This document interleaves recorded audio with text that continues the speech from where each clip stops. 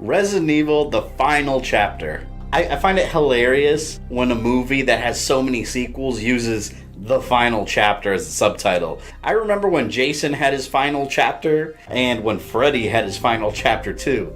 And they had 1,000 sequels after that, so we'll see what happens with Resident Evil. A lot of the reactions I've been reading online have been saying it's one of the worst movies ever made. It destroys the franchise of the games. I'll say this, I'm a hardcore fan of the games. I'll argue that to death with anybody.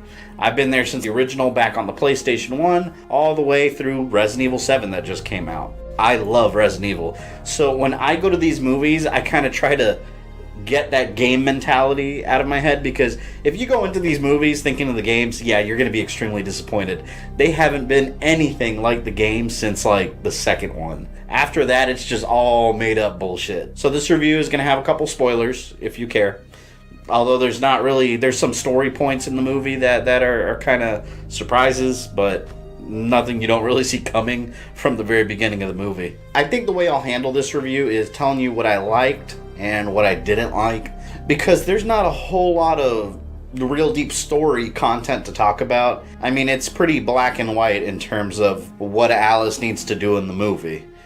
The world's already come to an end. There's very few humans left on the face of the entire planet, and she has to find an antidote for the T-virus to spread it among the world so the whole world can be cured of the T-virus. The story doesn't get much more deeper than that. If you've seen a Resident Evil movie, you've kind of seen them all.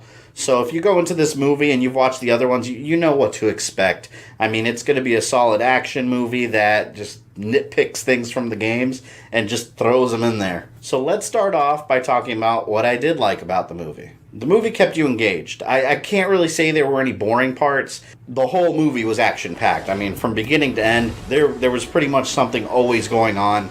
Whether some crazy explosions, running away from zombies, fight sequences, there was always something on screen. So the movie was on fast forward the whole time with the action.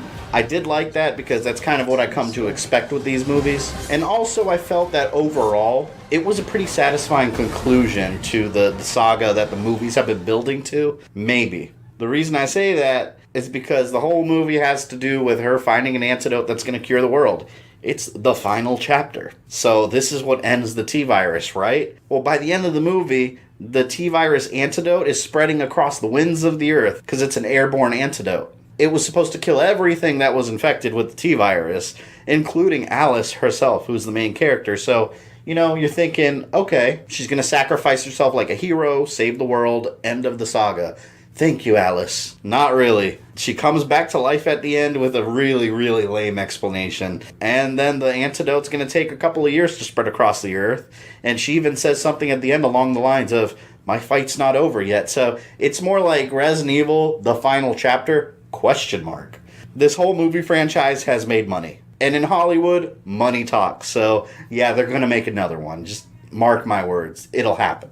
I did like some of the shots in the movie too. I always look at that when I see movies, like the camera work and how everything's shot. At the beginning, she's in Washington, and a lot of the sections that they showed, it looked like something right out of Fallout. You had like the White House and the Washington Monument just all decaying. It really looked like something right out of Fallout, so I thought that was a kind of cool touch. Story-wise, I really liked how they went back to the first movie. Alice, during the movie, finds out that the antidote is hidden inside the Hive, which, if you remember the Hive, it's that base that was underground, that secret umbrella base that was under Raccoon City from the first movie. So it was really cool seeing them go back to that original place. We also see that laser trap from the original movie too. They go back into that laser trap room. It gets reactivated. It's all dusty and old and decrepit. Awesome touches there.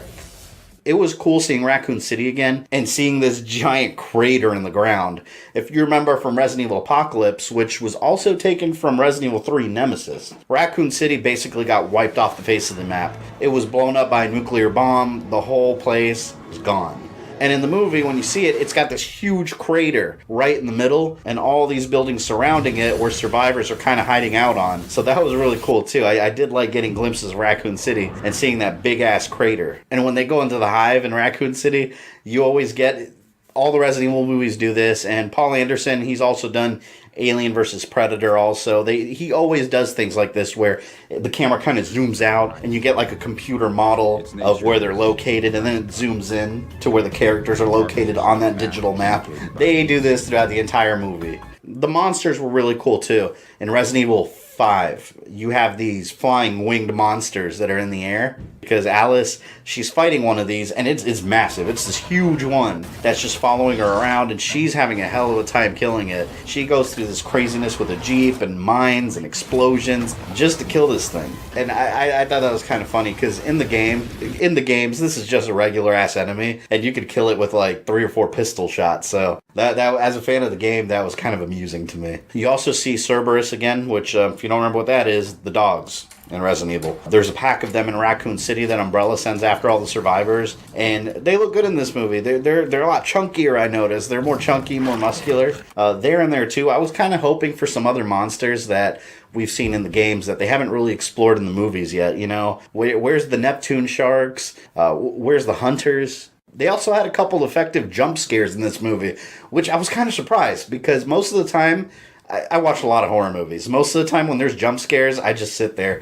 They just don't really get me very often. But this one, yeah, it had some moments where I'm sitting there watching it, and then all of a sudden, oh!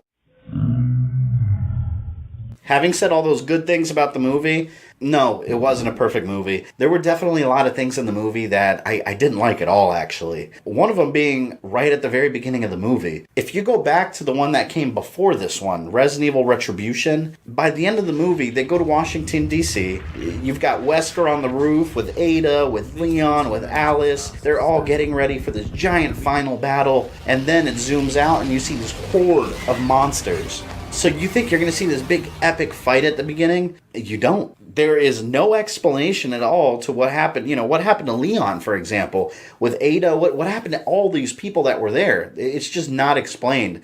The movie kind of acts like that last scene in Retribution didn't even happen. It's like, we're not going to tell you what happened to all these characters that were crucial in the last movie. They should have shown us the battle or what happened. How Alice ended up where she is, not just boom, she's by herself. And I know I praised the action of the movie. I think the editing completely ruined some of these action scenes. I don't think I've ever seen an action movie in a theater where I've squinted so often, or just some parts were genuinely uncomfortable to watch. Some scenes, for example, that are very dark. Every split second, someone's shining a flashlight towards the camera.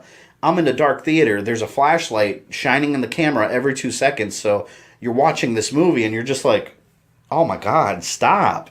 Throughout the whole movie. And also some of the action scenes where they're fighting, they kept zooming the camera in to right in front of the fight and pulling it back. So a lot of the fights, you couldn't even tell what was going on. It was just zoomed in way too close, cutting to different scenes with all these flashing lights and all kinds of fast movements. The fight sequences they were shot terribly. I also had some mixed feelings about the ending of the movie. I don't mind when they leave movies open for a sequel, but this was clearly advertised as the final chapter. I think it's kind of time for this franchise to kind of end and shut its doors and conclude solidly, not leave it open for a possibility for a sequel. Just because if we do get another Resident Evil movie, I would definitely like something closer to the games. A horror movie by a really good director. And I think that's what all the Resident Evil fans want. So while I can't say this movie was bad, I also can't say it was amazing. I can't even say it was one of the best out of all the Resident Evil movies.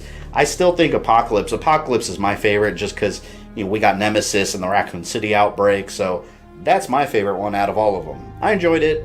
I mean, this kind of movie, it's a fun little action movie with a night out with friends. So I can recommend it to the people that are already fans of the Resident Evil movies. But it's not going to convert any new fans. If you don't like the previous movies, you're not going to like this one at all. If you want something closer to the games, you're not going to like this at all either. So I hope you guys enjoyed my opinion of the movie. If you did, make sure you leave me a like and subscribe down below if you haven't already, and hit that bell so you don't miss any of my videos. I'm working on finishing up Resident Evil 7 so I can get that review to you guys out. That's going to be up sometime this week. I'm working hard on it for you guys. And if you saw this movie, leave me your comment down below. Leave me your thoughts. This is Fabian. I love you guys, and I'm out of here.